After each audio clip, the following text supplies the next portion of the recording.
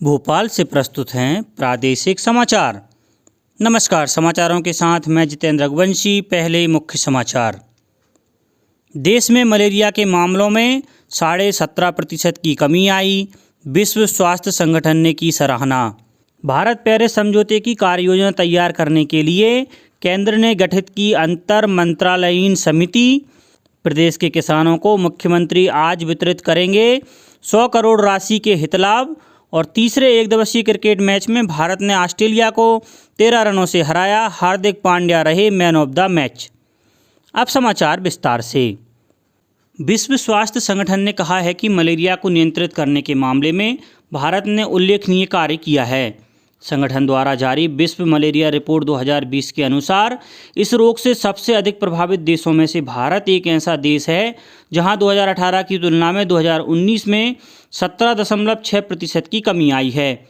यही नहीं बल्कि भारत में क्षेत्रवार मामलों में भी काफ़ी कमी आई है और वर्ष 2000 से 2019 के बीच मलेरिया के मामलों में 71.8% कमी आई है। साथ ही इससे होने वाली मौतों का प्रतिशत भी 92 से घटकर 83.34 हो गया है। देश में मलेरिया उन्मूलन के प्रयास 2015 में शुरू किए गए और स्वास्थ्य मंत्रालय ने मलेरिया उन्मूलन के लिए 2016 में राष्ट्रीय नीति बनाई थी। वित्त मंत्रालय ने कहा है कि वस्तु और सेवा कर जीएसटी की कर वसूली लगातार दूसरे महीने 1 लाख करोड़ रुपए से अधिक रही है। नवंबर में जीएसटी की वसूली 1,04,963 करोड़ रुपए हुई, जिसमें वार्षिक आधार पर 1.4% वृद्धि हुई। देश में पिछले 3 महीनों में जीएसटी की वसूली में निरंतर बढ़ोतरी इस बात का संकेत है कि कोरोना महामारी और उससे लड़ने के लिए किए गए लॉकडाउन के बाद देश में सामान्य स्थिति बहाल हो रही है। जीएसटी से हुए कुल राजस्व संग्रह में केंद्रीय जीएसटी की हिस्सेदारी 19,189 करोड़ रुपए है और राज्य जीएसटी का योगदान 25,540 करोड़ रुपए रहा है। पेट्रोलियम और प्राकृतिक गैस मंत्री धर्मेंद्र प्रधान ने कहा है कि भारत कच्चे तेल के उचित और उत्तरदायी मूल्य निर्धारण का पक्षधर है। आत्मनिर्भर भारत पर कल आयोजित एक वेबिनार को संबोधित करते हुए उन्होंने कहा कि एकाधिकार के जमाने लद गए हैं और अब उत्पादकों को उपभोक्ताओं के दृष्टिकोण को भी ध्यान में रखना होगा। उन्होंने कहा कि भारत वर्तमान में दुनिया की प्राथमिक ऊर्जा का केवल 6% उपयोग कर रहा है और ऊर्जा की प्रति व्यक्ति खपत अभी भी वैश्विक औसत का 1/3 है। उन्होंने कहा कि मजबूत आर्थिक विकास से प्रेरित होकर वैश्विक प्राथमिक ऊर्जा मांग में भारत की हिस्सेदारी वर्ष 2040 तक लगभग 11% हो जाएगी। केंद्र सरकार ने पेरिस समझौते के कार्यान्वयन के लिए एक उच्च स्तरीय अंतर मंत्रालयीन समिति का गठन किया है, जिसकी अध्यक्षता पर्यावरण सचिव करेंगे। इस समिति का उद्देश्य जलवायु परिवर्तन के मामलों पर देश की समन्वित कार्य योजना तैयार करना है, ताकि भारत पेरिस समझौते के तहत अपने दायित्वों को पूरा करने की दिशा में ठीक से आगे बढ़े। 14 मंत्रालयों के वरिष्ठ अधिकारी इस समिति के सदस्य होंगे।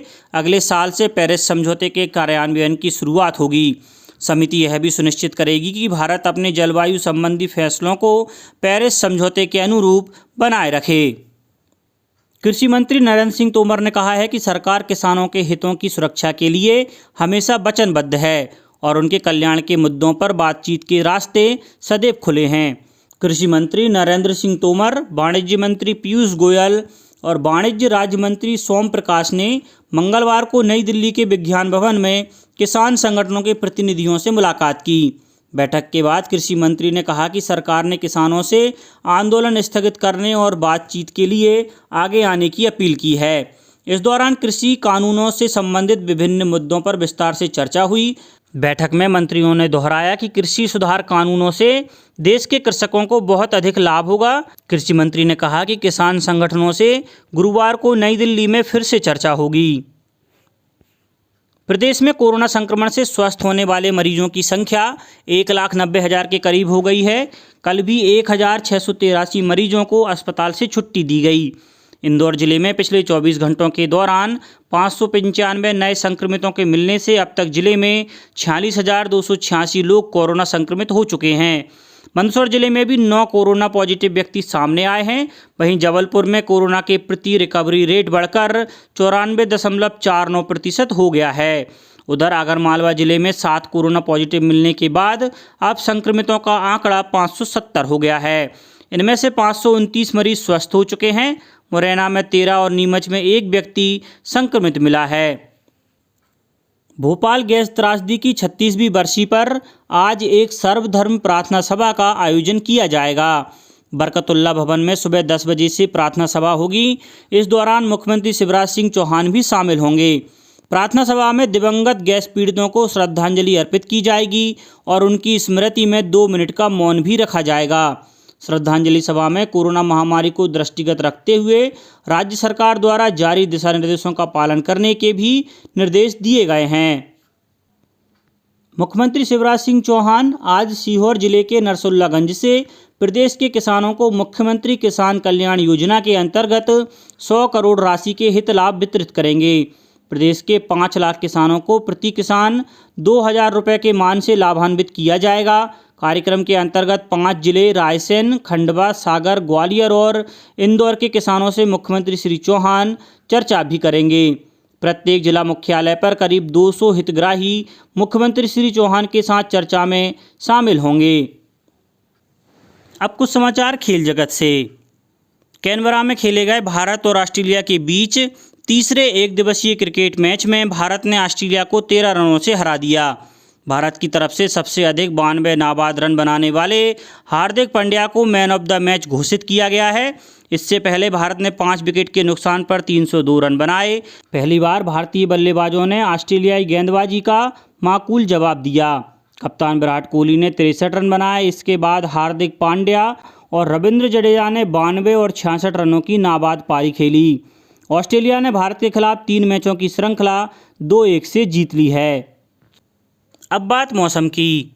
उत्तर भारत से आ रही सर्द हवाओं के कारण प्रदेश के अधिकांश जिलों में तेज सर्दी पड़ने लगी है। आगामी हफ्तों में पश्चिमी विक्षोभ आने की संभावना को देखते हुए ठंड और भी बढ़ सकती है। पिछले 48 घंटों में दिन और रात के तापमान में थोड़ी गिरावट दर्ज की गई है। मौसम विभाग के अनुसार अभी तापमान में उतार चढ़ाव आता रहेगा। होशंगाबाद जिले में रात का तापमान 15.4 डिग्री दर्ज हुआ है। वहीं एक रात पहले तापमान 17.1 डिग्री था। दिन का तापमान 30.7 डिग्री दर्ज हुआ, जबकि एक दिन पहले तापमान 31.3 डिग्री दर्ज हुआ था। उधर पचमढ़ी में रात का तापमान 8 डिग्री दर्ज हुआ है। मौसम विभाग के अनुसार पिछले 24 घंटों के दौरान प्रदेश का मौसम शुष्क रहा। सभी संभागों में तापमान में कोई विशेष परिवर्तन नहीं हुआ। सबसे कम न्यूनतम तापमान उमरिया और नौगांव में दर्ज किया गया। अब कुछ समाचार संक्षेप में। मंदसौर में 12 दिसंबर को आयोजित होने वाली नेशनल लोक अदालत की तैयारियों के सिलसिले में न्यायिक अधिकारियों और अभिभाषकों के बीच एक बैठक आयोजित की गई। नीमच जिले में आयुष्मान भारत निरामय मध्य प्रदेश योजना के तहत 2,20,000 से अधिक लोगों के गोल्डन कार्ड बनाए गए हैं। विश्व विकलांग दिवस के मौके पर आज आगरमालवा में स्वास्थ्य विभाग द्वारा दिव्यांगजनों के प्रमाण पत्र बनाने और स्वास्थ्य परीक्षण के लिए सुबह 11 बजे से जिला चिकित्सालय में शिविर लगाया जाएगा। सीहोर जिले में इस वर्ष रबी मौसम में 3,66,600 हेक्टेयर क्षेत्र में बोनी करने का लक्ष्य निर्धारित किया गया है। मौसम की अनुकूलता के चलते किसानों ने जिले में अभी तक 3,60,520 हेक्टेयर क्षेत्रफल में बोनी पूर्ण कर ली है। और स्वास्थ्य मंत्री डॉक्टर प्रभुराम चौधरी तथा सिलवानी विधायक रामपाल सिंह ने जिला चिकित्सालय का औचक निरीक्षण किया। अंत में मुख्य समाचार एक बार फिर। देश में मलेरिया के मामलों में 17.5% की कमी आई। विश्व स्वास्थ्य संगठन ने की सराहना।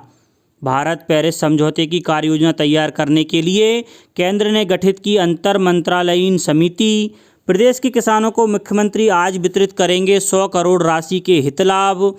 और तीसरे एकदिवसीय क्रिकेट मैच में भारत ने ऑस्ट्रेलिया को 13 रनों से हराया। हार्दिक पांड्या रहे मैन ऑफ द मैच। इस बुलेटिन में इतना ही। घर पर रहिए, सुरक्षित रहिए और सुनते रहिए प्रादेशिक समाचार। नमस्कार।